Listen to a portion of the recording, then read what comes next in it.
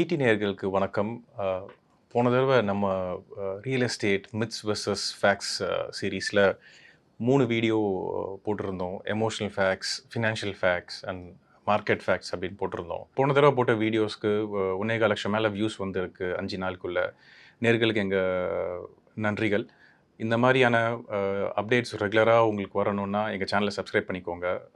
On time உங்களுக்கு ஃபோன்ல updates வரும். போன தடவ போட்ட வீடியோஸ்ல நெறைய பேர் கமெண்ட்ஸ்ல நெறைய கேள்விகள் கேட்டிருந்தீங்க. ஸோ அத அட்ரஸ் பண்ற மாரி ஒரு வீடியோ பண்ணலாம். நீங்க கேட்ட கேள்விகளுக்கு ஒரு பதில் சொல்லலாம் அப்படின்றதுனால தான் இந்த வீடியோ இப்போ பண்றோம். அந்த 3 வீடியோக்கள்ல வந்த கேள்விகளுக்கு சில கேள்விகள எடுத்து இப்போ பதில் சொல்றோம். வாங்க கேள்விகளுக்கு போகலாம். பார்ட் 1ல போட்ட ஒரு கேள்வியில வந்து ரியல் எஸ்டேட் பத்தி நெறைய பேசியிருக்கீங்க. மியூச்சுவல் ஃபண்ட்ஸ்லயோ, ஸ்டாக்ஸ்லயோ, பாண்ட்ஸ்லயோ அதுலயும் ரிஸ்க் எல்லாம் இருக்கு. என்னமோ இதுல மட்டும் தான் ரிஸ்க் இருக்கிற மாரி பேசியிருக்கீங்களே அப்படின்ற மாரி ஒருத்தர் கமெண்ட் போட்டிருந்தாங்க. ஓகே. அந்த 3 வீடியோ போட்டதுக்கான நோக்கம் என்னடான்னா, ரியல் எஸ்டேட் கெட்ட இன்வெஸ்ட்மென்ட்டோ, நல்ல இன்வெஸ்ட்மென்ட்டோன்னு சொல்றது எங்க நோக்கம் கிடையாது. லேண்ட்ல நம்ம பண்ற முதலீடு சரியா, தப்பான்னு சொல்றது எங்க நோக்கமா இருந்ததில்ல அது. லேண்ட்ல நான் பண்ற இன்வெஸ்ட்மெண்ட்ஸ்ல என்னெல்லாம் பார்க்க வேண்டியது இருக்கு, என்னெல்லாம் நடக்குது, எந்தெந்த விஷயங்கள்லாம் பார்க்கணும்னு ஒரு விழிப்புணர்வுக்காக பண்ண வீடியோ தான் அது. ரியல் எஸ்டேட் இன்வெஸ்ட்மெண்ட் மனையில போடுறது, இல்ல அபார்ட்மெண்ட்ல இன்வெஸ்ட்மெண்ட்டா பண்றது, இல்ல கமர்ஷியல் ப்ராப்பர்ட்டி இன்வெஸ்ட்மெண்ட்டா பண்றது, ஒரு கெட்ட இன்வெஸ்ட்மென்ட்டு, இல்ல நல்ல இன்வெஸ்ட்மென்ட்டுன்னு சொல்றது எங்க நோக்கமே கிடையாது. ஸோ உள்ள இருக்கிற ரிஸ்க் என்னென்னலாம் இருக்கு, வேற என்ன விஷயங்கள்லாம் பார்க்கணும், 20 வருஷத்துக்கு முன்னாடி எப்படி இருந்தது, இங்கேருந்து 20 வருஷம் அதே மாரி இருக்குமா, என்னென்ன இருக்கும் அப்படின்னு சொல்றதுக்கான அ ஒரு விழிப்புணர்வு வீடியோவ தான் அது பண்ணியிருந்தோம். இன்ஃபேக்ட் இந்த சீரிஸ்ல ஈக்விட்டி இன்வெஸ்ட்மெண்ட்ஸோட மித்ஸ் வெர்சஸ் ஃபேக்ட்ஸ், பாண்ட் இன்வெஸ்ட்மெண்ட்ஸோட மித்ஸ் வெர்சஸ் ஃபேக்ட்ஸும் பண்ண போறோம். ரியல் எஸ்டேட்ல ஆரம்பிச்சிருக்கோம். இந்த மத்த அசெட் கிளாஸஸ் மேல இருக்கிற மத்த இன்வெஸ்ட்மென்ட் ஆப்ஷன்ஸ்ல இருக்கிற இதே மாரி மித்ஸ் வெர்சஸ் ஃபேக்ட்ஸ் இன்னும் வருங்காலத்துல நெறைய வரும். சேனல சப்ஸ்கிரைப் பண்ணிக்கோங்க. சொன்ன மாரி உங்களுக்கும் அந்த அப்டேட்ஸ் ரெகுலரா வந்து சேரும்.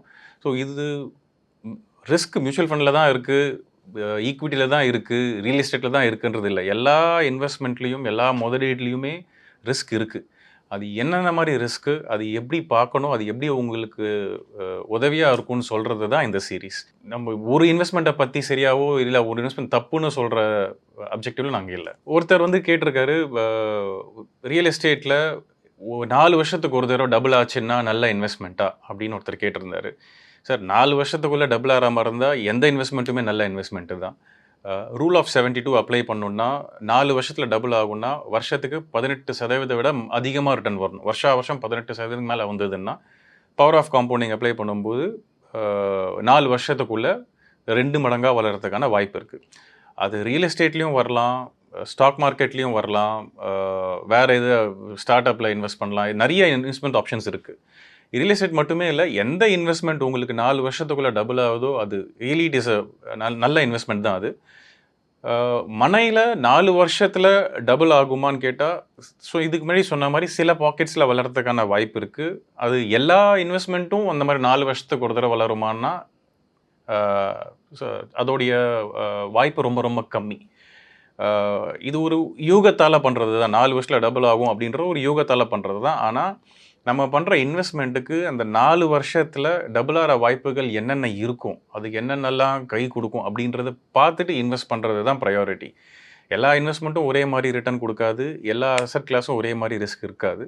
நீங்க முதலீடு பண்ணும்போது, அதுக்கான அடுத்தடுத்த அந்த விஷயங்கள் இப்போ ரியல் எஸ்டேட் டிஸ்கஸ் பண்ண மாரி எந்த இன்வெஸ்ட்மென்ட்டா இருந்தாலும், அதுக்கான மத்த விஷயங்களும் பார்த்துட்டு டிசைட் பண்ணிட்டு அதுக்கப்புறமா இன்வெஸ்ட் பண்றது சரியான அப்ரோச்சா இருக்கும். ஒருத்தர் கமெண்ட் போட்டிருக்காரு, நம்பாதீங்க மியூச்சுவல் ஃபண்ட் மாஃபியா, ரியல் எஸ்டேட்க்கு அகைன்ஸ்ட்டா பேசுறாங்க அப்படின்ற மாரி ஒருத்தர் போட்டிருந்தாங்க. இதுக்கு முன்ன சொன்ன மாரி ரியல் எஸ்டேட்க்கு அகைன்ஸ்ட்டா பேசணுமோ, பாசிட்டிவா பேசணுமோன்றதில்ல. அதில இருக்க ரிஸ்க்கு நம்ம நெனைக்கிற விஷயங்கள் சரியா, தப்பா, அதோட ஃபேக்ட் என்ன, மித் என்னன்னு சொல்றது தான் நோக்கமா இருந்தது போட்டிருந்தோம். மாஃபியாலாம் ரொம்ப பெரிய வார்த்தைங்க. நாங்கலாம் மாஃபியா சேர்ந்தவங்க இல்ல. இன்ஃபேக்ட் மாஃபியா பத்தி சொல்லணும்னா, ரியல் எஸ்டேட்ல இருக்க மாஃபியா ரொம்ப ரொம்ப பெருசு. நம்ம அவ்வளோ தூரம் போக தேவையில்ல. அ இதோ சொன்ன மாரி வந்து தான் கரெக்ட்டான இன்வெஸ்ட்மென்ட்டு, இல்ல கேப்பிட்டல் மார்க்கெட், இந்த ஸ்டாக் மார்க்கெட் தான் கரெக்ட்டான இன்வெஸ்ட்மென்ட்டுன்றது கிடையாது. நம்ம பண்ற இன்வெஸ்ட்மென்ட்டுக்கு எந்தெந்த மாரியான ரிஸ்க் இருக்கு, அதுக்கு எந்த அளவுக்கான வளர்ச்சி எதிர்பார்க்கலாம் அப்படின்றது தான் ரொம்ப முக்கியம். கம்பேர் பண்ணும்பொழுது, ஒரு ஸ்டாக் மார்க்கெட்லயோ, மியூச்சுவல் ஃபண்ட்லோ பண்ணும்போது, இதெல்லாம் அனலைஸ் பண்றதுக்கு, பண்றதுக்கு நெறைய விஷயங்கள் இருக்கு. நெறைய அனாலிசிஸ் நெறைய விஷயங்கள் இருக்கு. ரியல் எஸ்டேட்ட பொறுத்தவரைக்கும் அந்த மாரி கிடையாது. அது ஒரு ஒரு இடத்துக்கு பொறுத்து இருக்கு. ஒரு ஒரு ஊர பொறுத்து இருக்கு. ஒரு ஒரு இடத்த பொறுத்து இருக்கு. 2த்தையும் ஒரே தடவையா ஒரே இதா பார்க்க முடியாது. 2மே நல்ல இன்வெஸ்ட்மென்ட் தான். எந்த அளவுக்கு உங்களுடைய இன்வெஸ்ட்மென்ட்ல ரியல் எஸ்டேட் இருக்கணும், மியூச்சுவல் ஃபண்ட்ஸ் மாரி, இல்ல ஸ்டாக்ஸ் மாரி, பாண்ட்ஸ் மாரி இருக்கணுன்றது தான் பிரையாரிட்டி. கான்சன்ட்ரேஷன் ரிஸ்க் அப்படின்னு சொல்லுவோம். ஸோ கான்சன்ட்ரேஷன் ரிஸ்க்னா ஒரே மாதிரியான இன்வெஸ்ட்மென்ட் ரொம்ப அதிகமா எது இருக்குன்றது. உங்களுடைய மொத்த இன்வெஸ்ட்மென்ட்ல வ மன தான் அதிகமா இருக்கு. உங்களோட இடம் வாங்கி போட்டது தான் அதிகமா இருக்குன்னா, நான் இதுக்கு முன்னாடி சொன்ன மாரி இந்த லிக்விடிட்டி ரிஸ்க், இந்த டெவலப்மென்ட் இந்த மாரி நெறைய ரிஸ்க் எல்லாம் இருக்கும். அதை எடுத்து சொல்றதுக்காக போட்டது தான். இதில போட்டதுக்கு எந்த நோக்கமும் இல்ல. அப்ஜெக்டிவ் நாங்க சொல்ல வந்தது என்னடான்னா, நீங்க எங்க இன்வெஸ்ட் பண்ணாலும் இந்த விஷயங்கள் எல்லாம் பார்க்கணுன்றதுக்காக அது முன்னாடி சொன்ன மாதிரி மியூச்சுவல் ஃபண்ட்ஸ்லயும், ஸ்டாக்ஸ்லயும் இதே மாரி ஒரு சீரிஸ் வரப்போகுது. பாண்ட்ஸ்க்கும் இதே மாரி சீரிஸ் வரப்போகுது. ரியல் எஸ்டேட்ல ஆரம்பிச்சிருக்கோம். இதில ரியல் எஸ்டேட்ட ப்ரமோட் பண்றதோ, இல்ல டிமோட் பண்றதோ எங்க நோக்கம் கிடையாது. இன்னொருத்தர் போட்டிருக்காரு, மியூச்சுவல் ஃபண்ட்ஸ், ஸ்டாக்ஸ் இதெல்லாம் ரிஸ்க் எடுக்கிறவங்களுக்கு அ மனையிலயோ, தங்கத்திலயோ போட்டிருந்தா அது சேஃபா இருக்கும். அது அப்படியே இருக்கும் அப்படின்ற மாரி போட்டிருந்தாங்க. இதுதான் பிரைமரி கன்செப்ஷனுங்க. அ அ எமோஷனல் மித்ஸ்ல இத பத்தி பேசியிருக்கோம். ரியல் எஸ்டேட்ல போடுறதோ, இல்ல தங்கத்தில போடுறதோ, அ தங்கத்தில போடுறதோ, இல்ல மனையில போடுறதோ சேஃப் அப்படின்றது நம்ம காலாகாலமா நெனச்சுட்டு இருக்கோம். அதில என்னென்ன மாரி ரிஸ்க் இருக்குன்றது தான் பேசியிருக்கோம். நம்ம பேசினதுக்கு மேல இன்னும் சில ரிஸ்க் எல்லாம் கூட இருக்கு. பார்க்க வேண்டியது இருக்கு. நம்ம காலாகாலமா அ மனையில இந்த லேண்ட்ல இன்வெஸ்ட் பண்றது, தங்கத்தில இன்வெஸ்ட் பண்றதுன்றது 5, 6 தலைமுறை 8, 9 தலைமுறையா பண்ணின்னு இருக்கோம். அதனால நமக்கு அதுக்கு மேல நம்பிக்கை ஜாஸ்தி. நமக்கு ஸ்டாக் மார்க்கெட்டுன்றது மியூச்சுவல் ஃபண்டு, இல்ல பாண்டு இந்த மாரி நெறைய விஷயங்கள் இருக்கு. அதில இப்ப தான் புதுசு புதுசா வருதுன்றனால நெறைய விஷயம் தெரியாம இருக்கு. இதுதான் சேஃபு, அதுதான் சேஃப்ன்னு எந்த இன்வெஸ்ட்மென்ட்டுமே கிடையாது. எந்த முதலீடு பண்ணாலும், எந்த இன்வெஸ்ட்மென்ட் பண்ணாலுமே அதில ரிஸ்க் கண்டிப்பா இருக்கும்.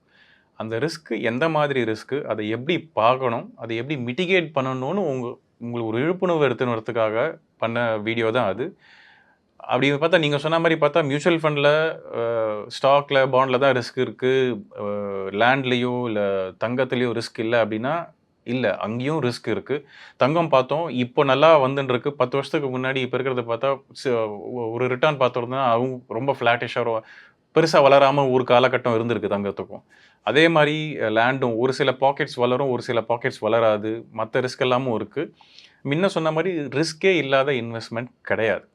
அது என்ன ரிஸ்க்குன்னு நீங்க தெரிஞ்சுண்டு, அதுக்கு தகுந்த மாரி இன்வெஸ்ட் இன்வெஸ்ட் பண்றது நல்லது.